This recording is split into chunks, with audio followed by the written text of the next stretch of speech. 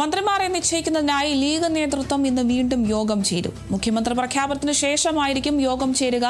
പാണക്കാട് സാദിഖ് അലി തങ്ങളുടെ വസതിയിൽ വെച്ചാണ് യോഗം.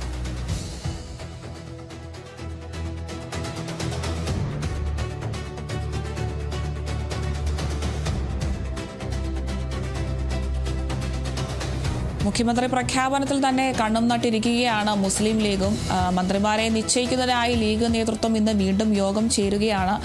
മുഖ്യമന്ത്രി പ്രഖ്യാപനത്തിന് ശേഷമായിരിക്കും ഇത്തരത്തിൽ യോഗം ചേരുക. പാണക്കാട് സാദിഖ് അലി തങ്ങളുടെ വസതിയിൽ വെച്ചാണ് ഈ ഒരു യോഗം ഉണ്ടാകുക. എന്തായാലും മുഖ്യമന്ത്രിയെ പ്രഖ്യാപിച്ചതിന് ശേഷം മാത്രമേ ഇത്തരത്തിലൊരു യോഗത്തിലേക്കൊക്കെ കടക്കുകയുള്ളൂ. എന്തായാലും നേരത്തെ തന്നെ വി.ഡി. സതീശനെ തങ്ങൾ പിന്തുണയ്ക്കുന്നു എന്നൊരു നിലപാട് മുസ്ലിം ലീഗ് നേരത്തെ തന്നെ അറിയിച്ചതാണ്. എന്തായാലും ആരാകും മുഖ്യൻ എന്നുള്ള ഒരു തീരുമാനം കൂടി ഹൈക്കമാൻഡ് അറിയിക്കേണ്ടതുണ്ട്. ഈ ഒരു മുഖ്യമന്ത്രി ആരാണ് എന്നതിന് ശേഷം മാത്രമേ മുസ്ലിം ലീഗ് യോഗത്തിലേക്കൊക്കെ കടക്കുകയുള്ളൂ.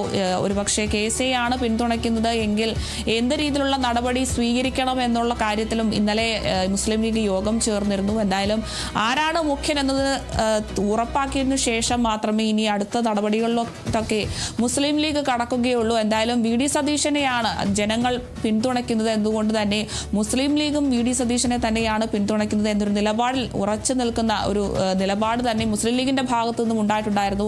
എന്തായാലും ഇന്ന് മുഖ്യനെ പ്രഖ്യാപിച്ചതിനു ശേഷം ലീഗ് നേതൃത്വം വീണ്ടും യോഗം ചേരുകയാണ്. മന്ത്രിമാരെ നിശ്ചയിക്കുന്നതിന് വേണ്ടിയിട്ടാണ് ലീഗ് നേതൃത്വം ഇന്ന് വീണ്ടും യോഗം ചേരുക. മുഖ്യമന്ത്രിയുടെ പ്രഖ്യാപനത്തിന് ശേഷമായിരിക്കും യോഗം. പാണക്കാട് സാദിഖ് അലി തങ്ങളുടെ വസതിയിൽ വെച്ചാണ് മുസ്ലിം ലീഗ് യോഗം ചേരുന്നത്.